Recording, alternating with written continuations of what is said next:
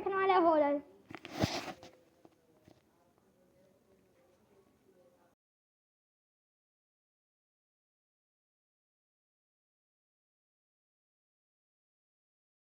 अभी यही हश्र हुआ। A few moments later. एक गधे रिसर्चर ने भी इस कैंडी को खा लिया और उसका भी यही हश्र हुआ। A few moments later.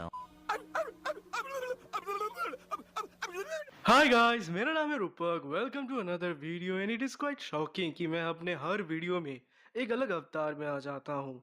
कभी मेरी बाल कर्ली हो जाती है, कभी मैं बहुत ज़्यादा मोटा लगता हूँ, कभी मैं बहुत ज़्यादा पतला लगता हूँ।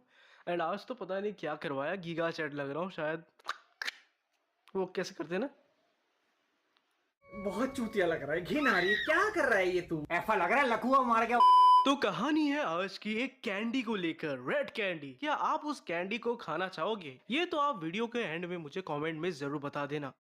सुबह के 5 बजे अचानक कैंडी शॉप के बाहर एक बंदे को एक बहुत बड़ा बक्सा मिलता है वुड का। यह आदमी समझ नहीं पाता कि क्या ये कोई प्रमोशन मटेरियल है या क्या हो सकता है अंदर में। डब्बे को खोलते ही वो देख पाता है कि इसके अंदर एक बहुत सुंदर सा कैंडी मशीन है। वो समझ नहीं पाता कि ये उसको किसने भेजा और ये थोड़ा सा अजीब सा भी लग रहा है। जब उसने कैंडी मशीन को नीचे घुमाया तो वो देख पाता है कि उसमें लिखा है try something different today, sweet and candy red. अरे बाबा, ये किसने भेजा?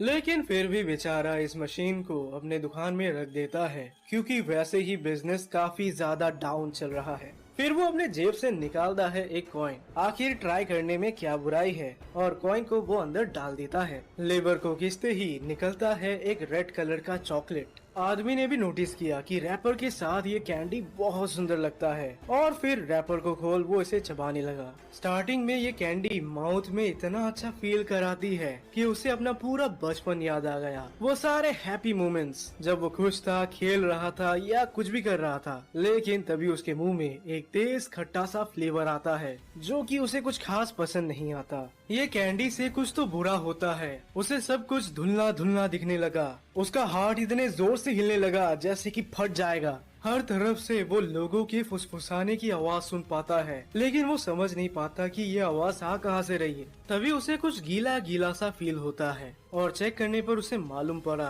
कि काफी सारा खून उसके बगल से बह रहा है। ये भयानक दृश्य देख उसके दिल में बहुत जोर से चोट हुआ। इनफैक्ट उसके जूते से भी खून निकलने लगा। No no no no. 2 कदम आगे बढ़ जब वो आईने के पास पहुंचा तब वो हक्का बक्का हो जाता है ये दृश्य देखकर कि उसका स्किन वाइट हो गया और हर तरफ से खून निकल रहा है। अभी भी फुसफुसाने की आवाज आ ही रही है। वो खून को पोंछने की कोशिश करता है लेकिन और खून बाहर आ जाता है। खून में उसका शरीर इतना ज्यादा कवर हो जाता है कि वो खुद को बैलेंस नहीं कर पाता और नीचे गिर पड़ा। वहीं पर वो कैंडी मशीन के अंदर के कैंडीज अपने आप चमक रहे हैं। ऐसा मानो जैसे इस मशीन के अंदर कोई डीमन है। कुछ घंटों बाद ये दुकानदार होश में आता है लेकिन उसकी बॉडी काफी वीक फील होती है। कैंडी मशीन को देख वो समझ गया कि यकीनन इन सब के पीछे इसी का हाथ है। इसीलिए एक गार्बेज बैग को उठाकर वो कैंडी मशीन को उसके अंदर भर देता है। डेफिनेटली वो पूरा कैंडी मशीन को नहीं फेंकता क्योंकि वो तो काफी खूबसूरत है। वो सिर्फ और सिर्फ कैंडीज को निकाल बाहर डस्टबिन में फेंक देता है। कैंडीज डस्टबिन के अंदर जाते ही उसके माइंड में इन्हीं कैंडीज को लेकर एक अजीब सा थॉट आता है जो कि वो समझ नहीं पाता कि ऐसा क्यों हुआ।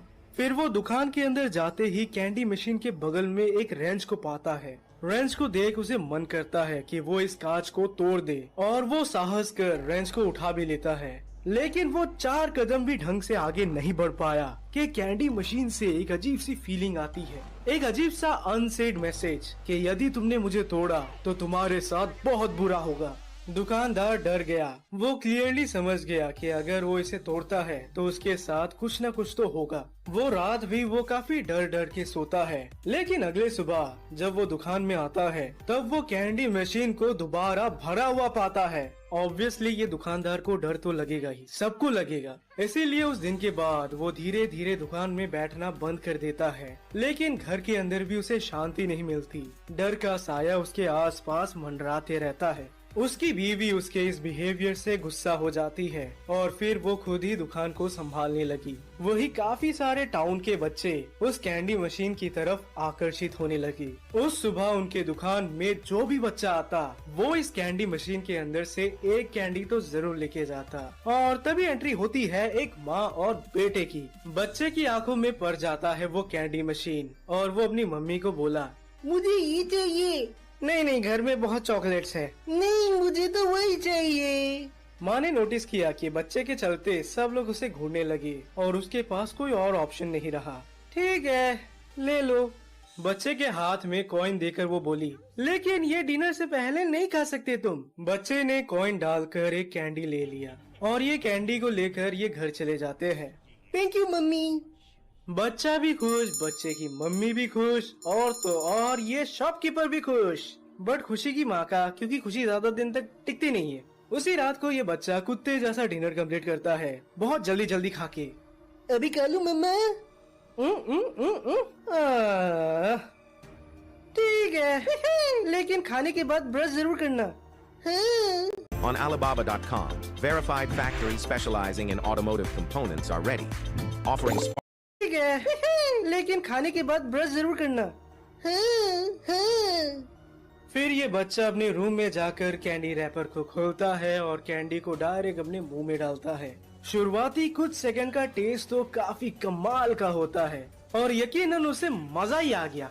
लेकिन उसके बाद आता है वो हॉरिफाइंग फीलिंग जो एक हॉरिफाइंग टेस्ट के साथ शुरू होता है। अचानक से उसकी बॉडी कांपने लगी, लेकिन उसका माइंड सुन पर गया। उसे समझ ही नहीं आता कि ये सब हो क्या रहा है। ऐसा मानो जैसे लाखों लोग लाखों अलग अलग भाषा में बात कर रहे हैं। इनफैक्ट उसके रूम में जो ये पुतले हैं वो भी जिंदा होकर उससे बात कर रहे हैं, लेकिन उनकी भाषा और उसकी भाषा दोनों में जमीन आसमान का अंतर हो गया है। ये जो भी आपको दिख रहा है बाहर में कुछ भी नहीं हो रहा, सब कुछ उसके माइंड के अंदर ही चल रहा है। डर के मारे वो जोर जोर से चिल्लाते रहता है कि रोको, ये सब कुछ रोक दो, प्लीज रोक दो। लेकिन ये सब कहाँ रुकेगा, क्योंकि ये सब तो उसके माइंड के अंदर है। फिर वो शेल्फ में धक्का देकर एक डॉल को नीचे गिरा देता है, लेकिन उसके नीचे गिरते ही वो उसे एक अजीब से चेहरे के साथ देखता है, एक अजीब सा हेड।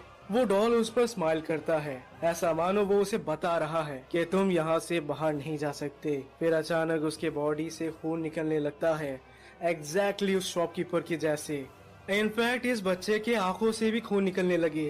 मम्मा, मम्मा। बच्चे ने अपने पेरेंट्स को बुलाने की काफी कोशिश की, लेकिन वो जोर से बोल ही नहीं पा रहा कुछ, जिसके चलते उसकी आवाज बाहर तक गई ही नहीं। उसे काफी गीला गीला फील होता है क्योंकि वो खून में लिपट गया। कुछ ही देर में उसके पेरेंट्स भी रूम में आ जाते हैं। बच्चे को उसकी माँ देखकर चौंक जाती है क्योंकि वो हर जगह से ब्लीडिंग कर रहा है। बाप अपने बच्चे को उठाकर पूछता है कि हो क्या रहा है इसे।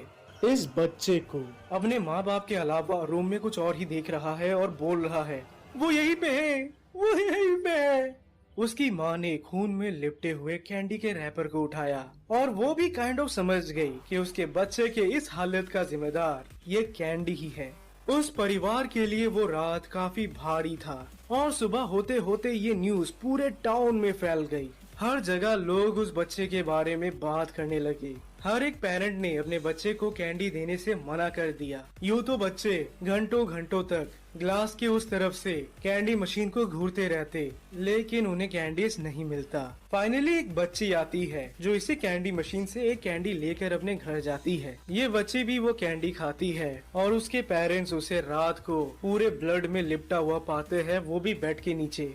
काफी सारे और बच्चों के साथ ये सेम हादसा होता है और फिर ये बात आग की तरह पूरे टाउन में फैल जाती है। कुछ ही दिनों में दुकानदार की बीवी भी समझ गई कि यकीनन इस कैंडी मशीन में कुछ ना कुछ तो गड़बड़ जरूर है। हालांकि वो इन सब चीजों में विश्वास नहीं करती, लेकिन इस बार उनके पास कोई चॉइस नहीं, उन्हें मानना ही होगा कि यकीनन कुछ तो है, वरना हर कोई इसको लेकर कंप्लेन क्यों करेगा।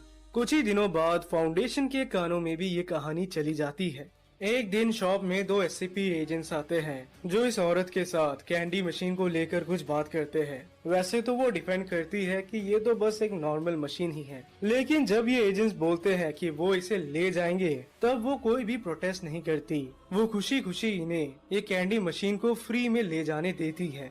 एजेंट्स ने कंटेनमेंट टीम को बुलाया और वो काफी सारे हथियार यूज करते हैं इस मशीन को डिसेबल करने के लिए, लेकिन ये हो ही नहीं पाता। इसके चलते उन्हें कुछ फ्यूचरिस्टिक टूल्स का यूज करना पड़ता है इसे डिसेबल करने के लिए। पूरे टाउन में सभी को इंजेक्शन लगा दिया गया और वो इस कैंडी मशीन को भी लेकर चले गए। फाउंडेशन के अंदर रिसर्चर्स को पता चला कि ये कैंडी मशीन कभी भी खाली नहीं होता और अगर इसे खाली कर भी दो तो 24 घंटे के अंदर अपने आप ये भर जाता है। काफी फाउंडेशन के डी क्लास को ये कैंडी खिलाया गया, लेकिन कुछ खास हाथ लगता नहीं है। वैसे तो ये लोग मरते नहीं हैं, लेकिन काफी सालों के लिए ये पैरानॉइड हो जाते हैं इस कैंडी को खाने के बाद। इनफैक्ट क्यूरियोसिटी के चलते एक गधे रिसर्चर ने भी इस कैंडी को खा लिया और उसका भी यही हश्र हुआ। तो क्या आप ये कैंडी खाना चाहते हो? मैंने कभी गिव अवे किया नहीं, लेकिन अगर करूँगा तो ये कैंडी मैं सबको दूंगा।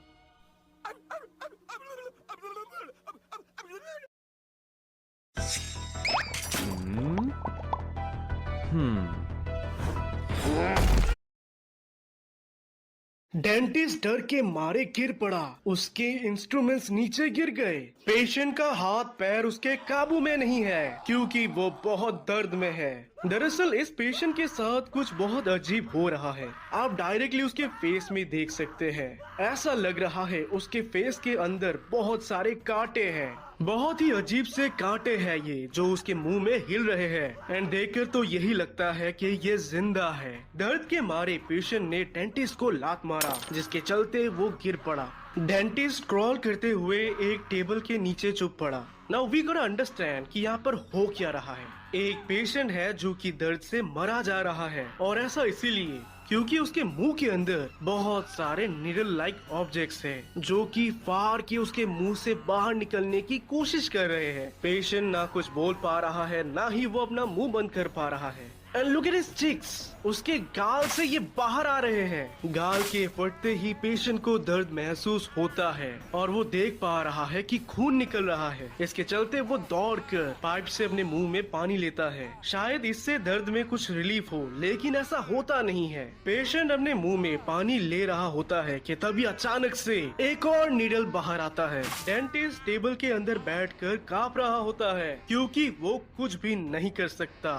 खुद की सिक्योरिटी के लिए उसने अपने मास्क को जकड़ लिया। पेशेंट दर्द के मारे उठ खड़ा होकर नीचे गिर पड़ा और ये डेंटिस्ट के जीवन में पहली बार ऐसा कुछ हो रहा था। कुछ ही घंटों पहले सब कुछ काफी नॉर्मल था। ये पेशेंट आता है अपने एक दांत का चेकअप कराने क्योंकि उसके एक दांत में दर्द था, लेकिन कुछ ही देर बाद देखो क्या हो गया। कुछ ही देर में बहुत सारे नीडल्स उसका गाल फाड़ कर बाहर निकलते हैं और डेंटिस्ट को आवाज आती है उसके जॉ ब्रेक होने की। हड्डियां उसके स्कल की टूट रही है क्योंकि इतने सारे नीडल्स जो बाहर आ रहे हैं। बेचारे के बचने की कोई गुंजाइश नहीं, ऐसा डेंटिस्ट भी जानता था। पेशेंट क्रॉल करते हुए डेंटिस्ट के पास बढ़ता है। वही उसके मुंह से ब्लड ऐसे निकल रहा है जैसे कि टेप वाटर हो। वो कुछ बोल नहीं सकता, लेकिन उसके एक्शन से पता चल रहा है कि वो डॉक्टर से हेल्प की भीख मांग रहा है, लेकिन उसकी मदद कोई नहीं कर सकता और कुछ ही देर में उसकी मौत हो जाती है। पेशेंट की मौत काफी भयानक थी क्योंकि उसका जबड़ा फट जाता है। फाइनली इस दर्दनाक हादसे को रुकता देख टेबल से बाहर डेंटिस्ट निकलता है और वो देख पाता है कि ये अभी तक समाप्त नहीं हुआ। इनफैक्ट वो नुकीले ऑब्जेक्ट्स जिनको मैं निडल बुला रहा हूँ वो पेशेंट के फेस से बाहर निकल रहे हैं एंड वो काइंड ऑफ हवा में है। डेंटिस्ट ने गौर किया तो उसे ये निडल टाइप ऑब्जेक्ट्स कहीं ना कहीं टूथपिक्स की याद दिला रहे हैं, वही टूथपिक्स जिनको हम खाने के बाद यूज करते हैं। वो यही सब सोच रहा होता है कि तभी अचानक से एक टूथपिक हवा में उड़ने लगता है। इनफैक्ट उसके पंख भी आ चुके हैं और वो सीधे दरवाजे के पास जाता है एज इफ वो बाहर जाना चाहता है। तुरंत डेंटिस्ट के दिमाग में आया कि ये डेफिनेटली कुछ अजीब सा कोविड-19 जैसा है जो कि बहुत भयंकर तरह से फैल सकता है और उसे इन्हें रोकना होगा। इन्हें बाहर जाने से उसे रोकना ही होगा, नहीं तो तबाही मच सकती है। डेंटिस्ट ये भी सोचने लगा कि उसके बाहर जो पेशेंट्स बैठे हैं जो सेम कंप्लेन के लिए ही आए हैं कि उनके दांतों में दर्द है, क्या वो भी इसी पैरासाइट को लेकर आए हैं? डेंटिस्ट ने तुरंत हेल्थ एडमिनिस्ट्रेशन को कांटेक्ट किया और उनको A to Z इस वाक्य के बारे में बताया। कुछ ही देर में 3 आदमी आते हैं ब्लैक सूट में। ये कुछ भी नहीं बताते कि ये किस ऑर्गेनाइजेशन के लिए काम करते हैं। ये बस आकर सब कुछ साफ करते हैं और 1 घंटे के अंदर चले जाते हैं। थैंकफुली बाहर जो पेशेंट्स इंतजार कर रहे हैं उनमें से कोई भी इन्फेक्टेड नहीं है और यही से डेंटिस्ट की रोजमर्रा की जिंदगी वापस शुरू हो जाती है। लेकिन वो इस हादसे को भुला नहीं पाता। वो रात को चैन से सो भी नहीं पाता। कहीं ना कहीं उसके मन में ये डर बैठ गया कि क्या ये हादसा उसके साथ भी हो सकता है। बहुत टाइम बीत जाता है लेकिन वो मूव ऑन नहीं कर पाता। इसीलिए वो एक वेकेशन पे चला जाता है जहाँ पर वो जाता है एक बढ़िया से रेस्टोरेंट में घूमने के बाद, ताकि वो कुछ अच्छा सा बढ़िया सा खा पाए। डेंटिस्ट खा रहा है एक फ्रेशली कुक्ड फिश, साथ ही वो पी रहा है अपने मनपसंद ब्रांड का व्हाइट वाइन। उसके माउथ के अंदर एक शार्प सा पेन होता है जिसके चलते उसे लगता है कि उसके साथ वही हो रहा है जो कुछ टाइम पहले उसके एक पेशेंट के साथ हुआ था। लेकिन ग्लैडली चेक करने पर उसे पता चला कि ये बस एक कांटा है, मछली का कांटा। मछली के कांटे को वो अपने जीभ से निकालने की कोशिश करता है लेकिन वो निकलता नहीं और इसी के चलते वो यूज करता है एक टूथ।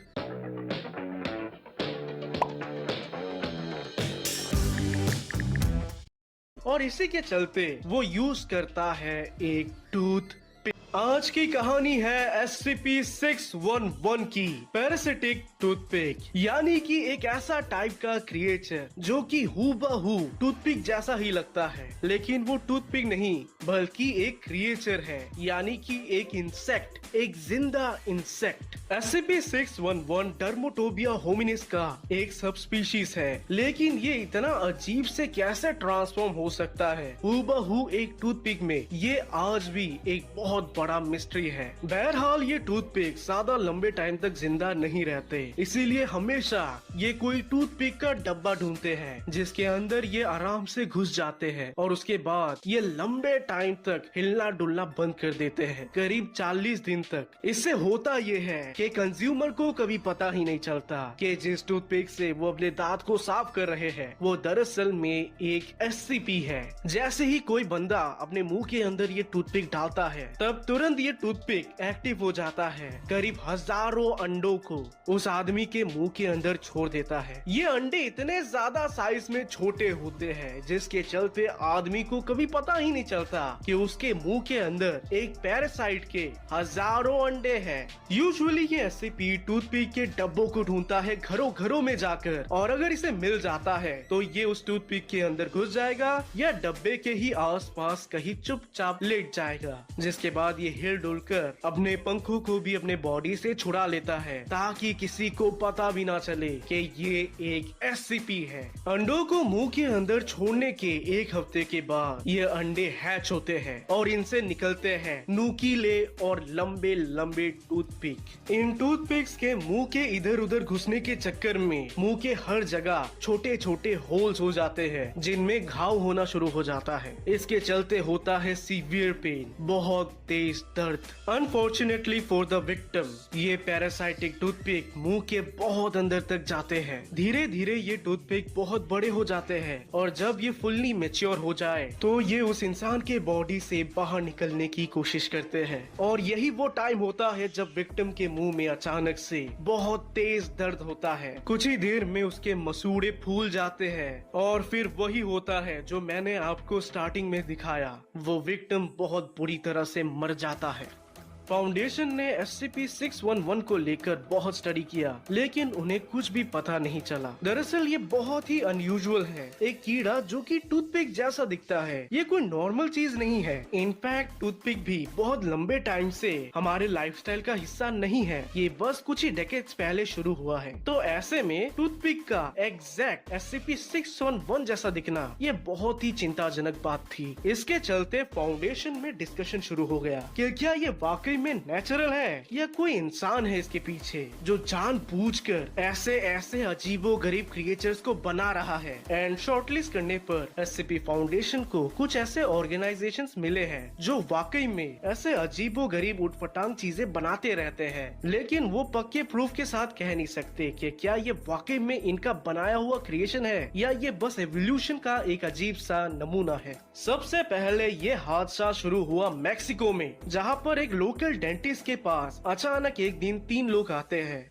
या ये बस एवोल्यूशन का एक अजीब सा नमूना है। सबसे पहले ये हादसा शुरू हुआ मैक्सिको में, जहाँ पर एक लोकल डेंटिस्ट के पास अचानक एक दिन 3 लोग आते हैं जिनके दांतों में दर्द है। डेंटिस्ट ने तुरंत इन तीनों का माउथ स्कैन किया, जिसके चलते उन्हें पता चला कि ये तीनों के माउथ के अंदर बहुत सारे पैरासाइटिक लार्वे मौजूद है। डेंटिस्ट ने तुरंत हेल्थ केयर सेंटर को कॉल किया, लेकिन वो बताते हैं कि वो भी इस सिचुएशन को लेकर कुछ खास मदद नहीं कर सकते, जिसके चलते फाइनली SCP फाउंडेशन को इंटरवीन करना पड़ा। फाउंडेशन ने तुरंत इनके मुंह में सर्जरी कर इनके मुंह से सारे SCP-611 को निकाल दिया, जिसके चलते ये बच गए। जिसके बाद ये बताते हैं कि एक हफ्ते पहले इन्होंने एक रेस्टोरेंट में डिनर किया था। उस टाइम फाउंडेशन को कुछ खास समझ नहीं आता कि ये है क्या, लेकिन कुछ ही दिनों में मैक्सिको में बहुत सारे लोग मारे जाते हैं, जिसके बाद फाइनली उन्हें पता चला कि इन सब का नतीजा है SCP-611 यानी कि टूथपिक। फिलहाल फाउंडेशन ने सारे SCP-611 को कंटेन कर लिया है और इनको जिंदा रखने के लिए हर हफ्ते इन्हें वो मीट देते हैं ताकि वो जिंदा रह पाए, क्योंकि पता नहीं ये कब काम आ जाए। किसी भी फाउंडेशन के मेंबर का बिना सूट के इनके सेल के अंदर जाना मना है, लेकिन ये सूट वाला आइडिया भी कुछ खास काम नहीं करता, क्योंकि आज से कई साल पहले एक इंसिडेंट हुआ जहाँ पर एक आदमी रिसर्च करने के लिए सूट पहनकर अंदर जाता है, लेकिन जब वो सूट को खोलकर बाहर आया तो 3 टूथपिक उसके सूट में ही कहीं पर अटक गए थे, जिसके चलते वो एस्केप करने की कोशिश करते हैं, लेकिन थैंकफुली एक रिसर्चर ने उन्हें देख लिया और ये एस्केप नहीं कर पाए। बस अनफॉर्चुनेटली एक पैरासिटिक टूथपिक बाहर एस्केप कर गया था, जिसको बाद में यूज कर लेता है एक रिसर्चर, और इसी कारण से वो बेचारा रिसर्चर कुछ दिनों बाद मारा गया। उस हादसे के बाद भी कई सारे एजेंट्स और रिसर्चर्स SCP-611 से इन्फेक्ट हुए हैं। उनमें से जो भी बच पाया वो दोबारा काम पे लौट गए, और जो नहीं। Free board game app we play दोस्तों के साथ ऑनलाइन मिल बैठकर खेलने के लिए बेहतरीन चॉइस, इंटरनेट पे नंबर 1।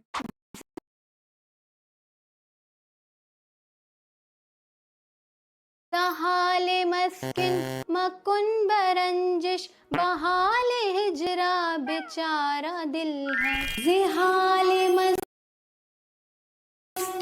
मकुन बरंजिश बहाले हिजरा बेचारा दिल है। टनल से होते हुए एक आदमी जेल से भागता है। ये कोई मामूली जेल नहीं है, दरअसल ये है लुइजियाना स्टेट पेनिटेंशियरी, जिसे साउथ का अल्काट्रस भी कहा जाता है। इसकी सिक्योरिटी एकदम टॉप नॉच होती है, लेकिन फिर भी जैसे तैसे ये बंदा भागने की कोशिश करता है। दरअसल ये कोई मामूली बंदा नहीं, बल्कि ये एक सीरियल किलर है जिसने 16 मर्डर्स किए हैं, और इसीलिए यहाँ पर इसे डेथ पेनल्टी दी गई। लेकिन वो मरना नहीं चाहता, और इसीलिए वो रात के अंधेरे में चुपचाप जेल से भाग जाता है। वही बाहर एक पेड़ में उसी के एक चेले ने उसके लिए एक गन रखा है, ताकि जिस दिन वो भागे तो वो सेल्फ डिफेंस के लिए इस गन का यूज कर पाए। कैदी ने रास्ते से जाते हुए पहले कार को रोका। ए, अपने कार से उतर। उसने कार के ओनर को धमकी दी कि अपना वॉलेट और कार की चाबी अंदर ही रख बाहर निकलो। उसे गाड़ी मिल गई, लेकिन फिर भी उसने ओनर को मार दिया। करीब 2 घंटे तक वो कार ड्राइव करता है। यहाँ तक सब कुछ काफी स्मूथ जा रहा है। इट सीम्स लाइक वो एस्केप कर जाएगा।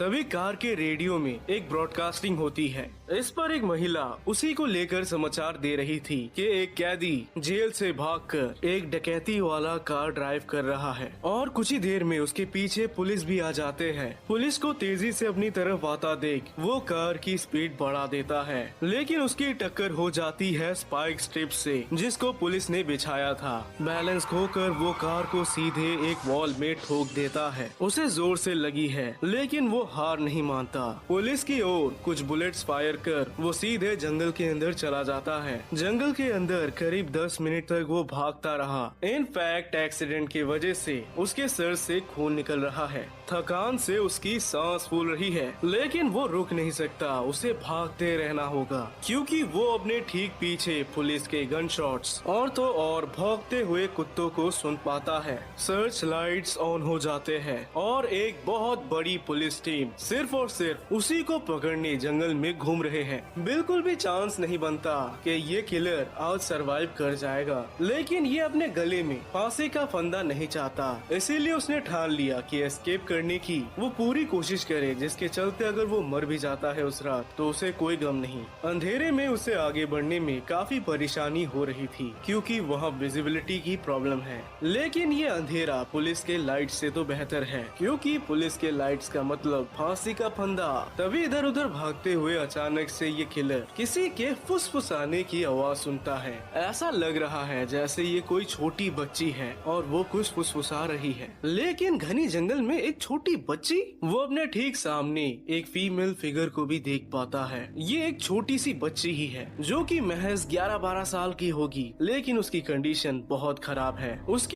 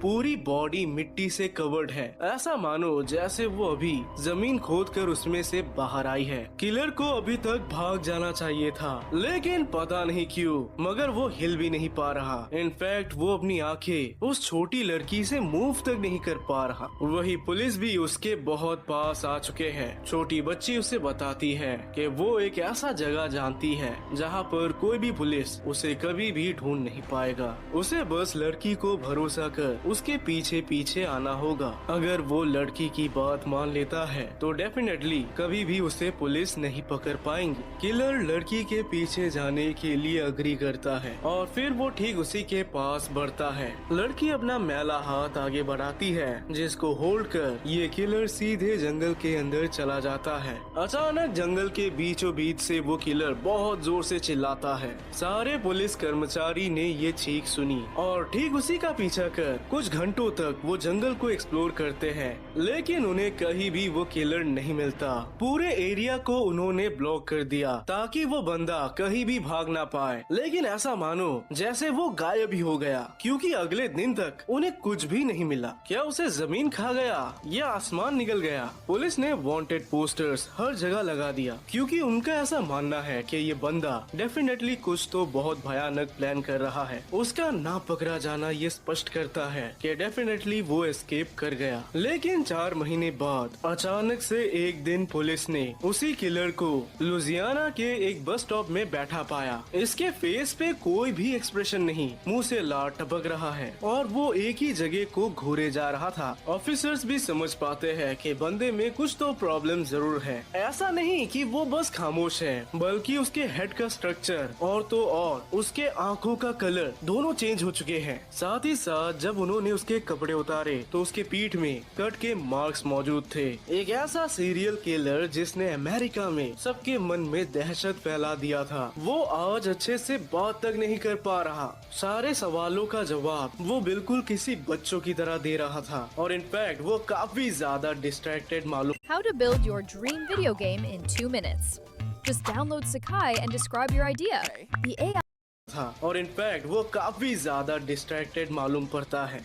वैसे वीडियो में आगे बढ़ने से पहले मैं आपका 1 मिनट लेना चाहता हूँ। IPL फाइनल तक कई दिन बचे हैं और अभी मैचेस काफी इंटरेस्टिंग होते जा रहे हैं। मैं ये सारे मैचेस 1x साइट पे फॉलो कर रहा हूँ। यहाँ पर सब एक साथ ही मिल जाते हैं। Latest match schedule, live match translation और अपने स्पोर्ट्स नॉलेज से अर्न करने का मौका। IPL के फाइनल और सेमीफाइनल मैचेस के लिए 1x ने जबरदस्त गिफ्ट तैयार किए हैं। कैश प्राइजेस और एप्पल टेक के गिव अवेज, फोन अपग्रेड करने का परफेक्ट चांस और बस यही नहीं, सभी न्यू प्लेयर्स को मिलते हैं बोनसेस। उनके शांत हो गया। खैर वो उसे दोबारा जेल में डाल देते हैं और करीब 10 घंटे के बाद किलर नींद से उठ गया। वो शिकायत करता है कि उसके पेट में बहुत तेज दर्द हो रहा है। उसने पीने के लिए कुछ ठंडा मांगा और उसे पानी दिया गया, लेकिन पानी को पीते ही वो उसे थूक देता है। फिर रोते हुए वो बोलता है कि उसे अपने माँ के पास जाना है, लेकिन उसे उसका नाम तक याद नहीं। इनफैक्ट उसे ज्यादा कुछ भी अपने जिंदगी के बारे में याद ही नहीं है। अगली सुबह कुछ घंटों तक उसे गंभीर दौरे पड़ते हैं, जिसके चलते उसने दम तोड़ दिया। तुरंत ऑटोप्सी किया गया, जिसके बाद डॉक्टर ने बताया कि ब्रेन डैमेज के साथ किलर के बॉडी में मल्टीपल ऑर्गन फेलियर्स हो गए, जिसके चलते उसकी जान चली गई। लेकिन ऐसा होना काफी ज्यादा वियर्ड था, क्योंकि अचानक से बिना किसी कारण के सारे ऑर्गन्स फेल नहीं करते। 1 महीने बाद हाइकिंग के लिए एक कपल उसी जंगल के अंदर जाते हैं जिस जंगल में वो किलर भागा था। जंगल में उन्होंने कुछ ऐसा देखा जिसके चलते तुरंत उन्हें पुलिस को बुलाना पड़ा। दरअसल ये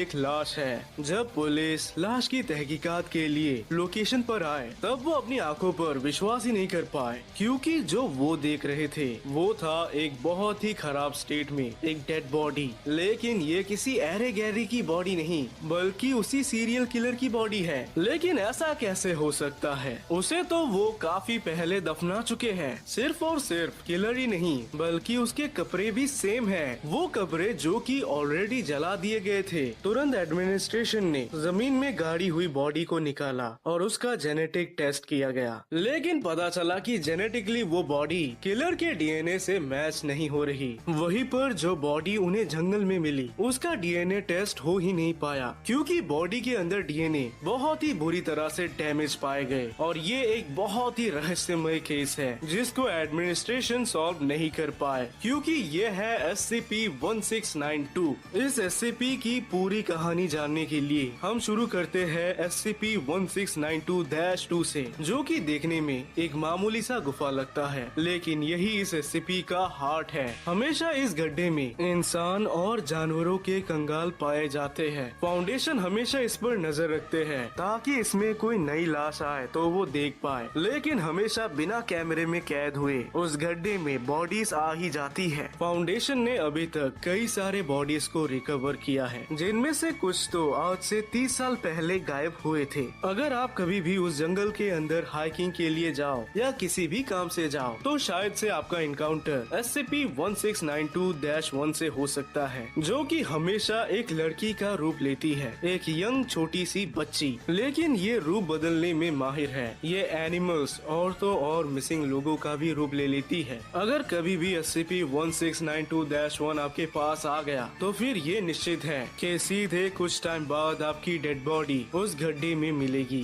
क्योंकि या तो उसकी कन्विंसिंग स्किल्स बहुत अच्छी है या फिर वो कोई ऐसा इफेक्ट रिलीज करती है जिससे लोग उसे अपने आप फॉलो करने लग जाते हैं। लेकिन जो भी केस हो, अगर वो आपके सामने आ गया तो वो आपको ले जाएगी। एक बार उसका विक्टिम उसके साथ कुछ कदम चल ले तो अचानक से वो गायब हो जाएगा और साथ ही साथ उसका छोड़ा हुआ हर एक प्रूफ जंगल से गायब हो जाएगा, जैसे कि उसके कदमे, उसका बंदूक, कुछ भी ऐसा नहीं रहेगा जो ये प्रूफ कर पाए कि वो बंदा जंगल में गया था। विक्टिम के मिसिंग होते ही कुछ दिनों बाद उसी जंगल से बाहर आएगा SCP-1692-3। इसे रियल इंसान मत समझना, क्योंकि ये एक कॉपी है और ये कभी भी परफेक्ट कॉपी नहीं होती। इसमें हमेशा कई सारे डिफेक्ट्स मौजूद होते हैं। हमेशा SCP-1692-3 काफी सारे अलग अलग डिफॉर्म्ड स्टेट में पाए जाते हैं। ऐसा कभी कभार अनफॉर्चुनेट बच्चों में पाया जाता है, लेकिन अचानक से किसी ग्रोन अप को इतना ज्यादा बदलते हुए किसी ने आज तक नहीं देखा। इनफैक्ट इन डुप्लीकेट्स को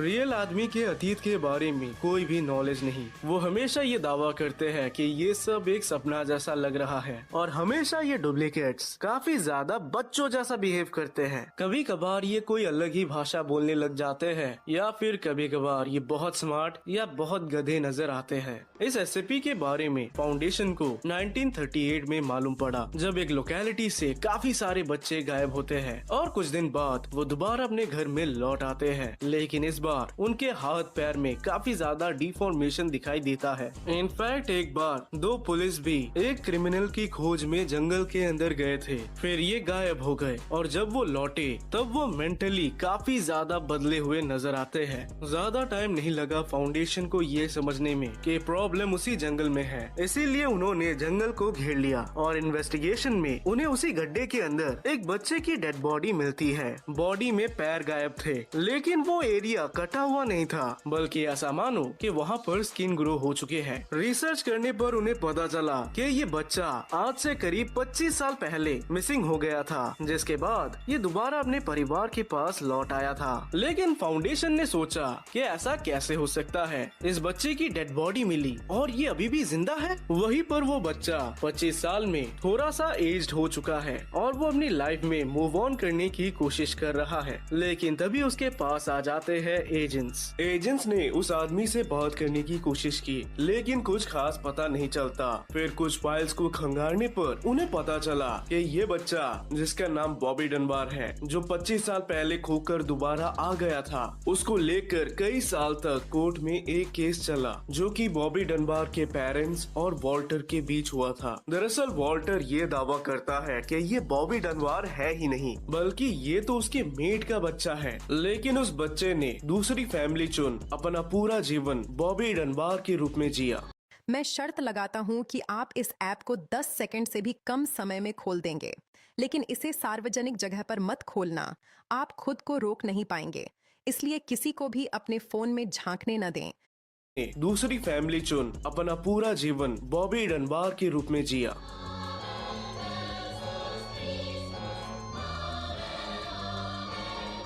1966 में बॉबी डनबार की मौत हो जाती है, लेकिन ये बॉबी की कहानी का अंत नहीं है। 2004 में जब फाउंडेशन के पास हाईटेक टेक्नोलॉजी आ गई, तब उन्होंने बॉबी डनबार के डीएनए को उसके पेरेंट्स से मैच करने की कोशिश की और ये पता चला कि डीएनए मैच ही नहीं हो रहे, यानी कि ये बॉबी डनबार वाकई में नहीं है। और तभी से फाउंडेशन SCP-1692 पर नजर रखते हैं, लेकिन हर कुछ दिन बाद उसी गड्ढे से लोग बाहर आते रहते हैं। उनसे फाउंडेशन काफी पूछताछ भी करते हैं। एक महिला जिनकी एक आंख गायब है और तो और उनके चेहरे में सिलाई का दाग है, जैसे मानो कोई सर्जरी की गई है, लेकिन फिर भी वो काफी नॉर्मल नजर आती है। इसी औरत ने पहली बार फाउंडेशन को SCP-1692-1 और SCP-1692-2 के बारे में बताया, यानी कि वही गड्ढा जिसके अंदर से फाउंडेशन को 2 लाशें मिली, जिनमें से एक बॉडी एग्जैक्ट उसी से मैच खा रही थी। महिला की बॉडी काफी हॉरिफाइंग स्टेट में पाई जाती है और जब उससे इस बॉडी के बारे में पूछताछ किया गया, तब वो थोड़ी सी नर्वस नजर आती है और इरिटेट भी। वो साफ ये डिनाई करती है कि उसका इस बॉडी से कोई संबंध नहीं है। फाउंडेशन ने कई दिनों तक इस औरत को अपने पास रखा, लेकिन जब उनको रियलाइज हुआ कि ये नॉर्मल इंसान ही है, तब उन्होंने एमनेस्टिक्स देकर फाइनली इसे जाने दिया। लेकिन फाउंडेशन को बहुत टाइम लग गया ये जानने में कि ये डुप्लीकेट्स को इंसानों के साथ रखना ज्यादा सेंस नहीं बनाता, इसीलिए वो अब बढ़ती टेक्नोलॉजी का यूज कर SCP-1692 को काफी अच्छे से कंटेन करते हैं। जैसे ही इस SCP के ह्यूमन शिकार कम हो गए। अब ये SCP सर्वाइवल के लिए जानवरों को टारगेट करने लगा। इसे यूक्लिड क्लास की कैटेगरी में रखा गया है और फाउंडेशन आज भी ये सोच रहे हैं कि SCP-1692 ये है क्या।